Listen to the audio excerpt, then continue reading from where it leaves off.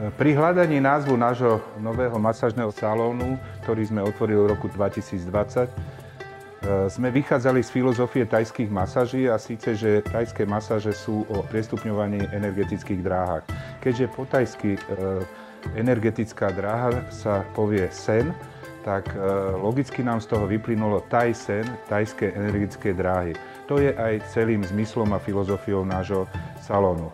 Keďže sme v Senici, tak logicky máme taxicen, TV-cen, tak tomu nám pribudlo Thai Sen. Každý hovorí krásny názov, lebo ste v Senici, Thai Sen.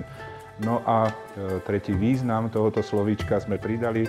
Postupne chceme, aby naši zákazníci snívali o tom, že sa budú vracať alebo že sa budú pravidelne vracať do nášho salónu, pretože mali taký krásny z toho zážitok, že je to ako keby boli vo sne.